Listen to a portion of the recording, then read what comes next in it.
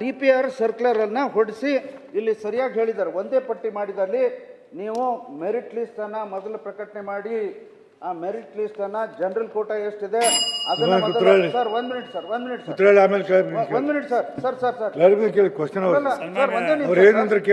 Sir ಆದರೆ ಅಲ್ಲ ಈಗ ಕೇಳಿರ್ತಕ್ಕಂಥೆಲ್ಲ ಡಿಟೇಲ್ ಆಗಿ ಕೊಟ್ಟಿದ್ವಿ. ಈಗ 56,432 ಹುದ್ದೆಗಳಿಗೆ ನಾವು ಈಗ 30 ದಿವಸಗಳು ತುಂಬಿಸ್ಬೇಕಂಬದಕ್ಕೂ 27/2/2026ರಲ್ಲಿ ನಾವು ನಿರ್ಧಾರ ತೆಗೆದುಕೊಂಡಿದ್ವಿ. ಅದು ಏನಾಯ್ತು ಎಂಬುದು ಈಗಾಗಲೇ ಕೋರ್ಟ್ಲಿಂದ ಬಂದಿರತಕ್ಕಂಥದ್ದು ಈ ವಿಷಯ ಎಲ್ಲ ಅವರು ಮಾತಾಡಿದ್ದಾರೆ. ಈಗ ಅವ್ರು ಮಾತಾಡಿರ್ತಕ್ಕಂಥದ್ದು 371J ಪ್ರಕಾರ ಮಾಡ್ತಾ ಇಲ್ಲ ಎಂಬುದು. ಈಗಾಗಲೇ ಅದಕ್ಕೆ ಕ್ಯಾಬಿನೆಟ್ ಸಬ್ ಕಮಿಟಿ ನಾನು ಅದರ ಸದಸ್ಯನಿದ್ದೀನಿ. ಈ ವಿಷಯಗಳು ಈಗಾಗಲೇ ಚೀಫ್ ಸೆಕ್ರೆಟರಿ ಅವ್ರ ಸಹಿತ ಮೀಟಿಂಗ್ ಕರೆಸಿ ಕಾರ್ಯದರ್ಶಿಗಳಿಗೆಲ್ಲ ಕರೆಸಿ FD ಅವ್ರನ್ನ ಕರೆಸಿ ಕ್ಲಿಯರಾಗಿ ಅವ್ರಿಗೆ ಸ್ಟ್ರಿಕ್ಟ್ ಇನ್ಸ್ಟ್ರಕ್ಷನ್ಸ್ ಎಲ್ಲ ಕೊಟ್ಟಿವಿ. ಯಾವುದೇ ವೈಲೇಷನ್ ಆದರೆ concern principal secretary will take the responsibility ಅನ್ಸಾಯಿತು ಮೀಟಿಂಗ್ನಲ್ಲಿ ಚೀಫ್ ಸೆಕ್ರೆಟರಿ ತಿಳಿಸಿ. ಅದೇನಾದರೂ ಹೆಚ್ಚು ಕಡಿಮೆ ಆಗಿದೆ ನಿಮ್ಗೆ ಅಂತ ಗಮನಕ್ಕೆ ಬಂದರೆ ಅದನ್ನು ನಮ್ಮ ಮಾಹಿತಿ ಕೊಟ್ಟರೆ ಅದನ್ನು ಸಹಿತ ಮತ್ತೊಂದು ಸಲ ವೆರಿಫೈ ಮಾಡ್ತೀವಿ. ಈ ತಿಂಗಳಲ್ಲೇ ಮತ್ತೊಂದು ಕ್ಯಾಬಿನೆಟ್ ಸಬ್ ಕಮಿಟಿ ಸೇರ್ತಾ ಇದ್ದೀವಿ.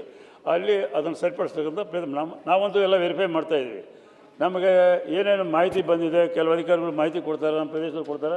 ಆ ಮಾಹಿತಿಗಳನ್ನೆಲ್ಲ ನಾವು ಅವ್ರ ಹತ್ರ ಪ್ರಶ್ನೆ ಮಾಡಿ ಕ್ಲಾರಿಫಿಕೇಷನ್ ಮಾಡ್ತಾಯಿದ್ವಿ. ತಮ್ಮ ಹತ್ರ ಇರ್ತಕ್ಕಂಥ ಮಾಹಿತಿ ಕೊಟ್ಟರೆ ಅದನ್ನು ಸರಿಪಡಿಸ್ತಕ್ಕಂಥ ಕೆಲಸ ಸರ್ಕಾರ ಮಾಡ್ತದೆ. ನನ್ನ ವಿನಂತಿ ಏನಂದರೆ ಇದನ್ನು ಸ್ಟೇ ಮಾಡಿ ಸರ್. 310 ಪ್ರಿನ್ಸಿಪಲ್ಸ್ ಅಪಾಯಿಂಟ್ಮೆಂಟ್ ತಾವೇನು ಆದೇಶ ಕೊಟ್ಟಿದ್ದೀರಿ ಅದನ್ನು ಸ್ಟೇ ಮಾಡಿ.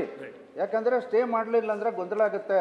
ತಪ್ಪು ಮಾಡಿದ್ದೇನೆ ಅಂತ ಭಾಳ ಸ್ಪಷ್ಟವಾಗಿ ನಾನು ನಿಮ್ಮ ಆದೇಶಗಳನ್ನು ಇಲ್ಲಿ ನಾನು ಪ್ರತಿಯನ್ನು ಮನವಿಯನ್ನು ಎಲ್ಲರಿಗೂ ಕೊಟ್ಟಿದ್ದೀನಿ. ಕಮಿಷನರ್ ಕೊಟ್ಟಿದ್ದೀನಿ, DPR ಸೆಕ್ರೆಟರಿ ಅವ್ರಿಗೆ ಕೊಟ್ಟಿದ್ದೇನೆ, ನಮ್ಮ ಇದು ಎಜುಕೇಷನ್ ಸೆಕ್ರೆಟರಿ ಅವ್ರಿಗೆ ಕೊಟ್ಟಿದ್ದೇನೆ. ಆದರೂ ಕೂಡ ಇನ್ನೂ ಒಪ್ತಾ ಇಲ್ಲ. ಮುಂದೆ ನೀವು ಇದೇ ರೀತಿ ತಪ್ಪು ಮಾಡಿದ್ರೆ ಇದನ್ನು ಮೊದಲು ಇತ್ಯರ್ಥ ಆಗ್ಬೇಕು ಸರ್. ಈಗ ಅವ್ರ ಹತ್ರ ಮಾಹಿತಿ ಪಡ್ತೀನಿ. ಆ ರೀತಿಯಾಗಿ ಏನಾದರೂ ತಪ್ಪುಗಳಿದ್ರೆ ಮುಖ್ಯಮಂತ್ರಿಗಳ ಹತ್ರ ತಗೊಂಡೋಗಿ ತಕ್ಷಣ ಅದನ್ನು ಸ್ಟೇ ಮಾಡಿಸ್ತೀವಿ. ಮಾಹಿತಿನ ತಿಳ್ಕೊಂಡು ಒಂದೇ ಒಂದು ಪ್ರಶ್ನೆ ಮಾತಾಡ್ತೀನಿ. ನಿಮ್ಮ ಕೂಡ ಮಾತಾಡಿ.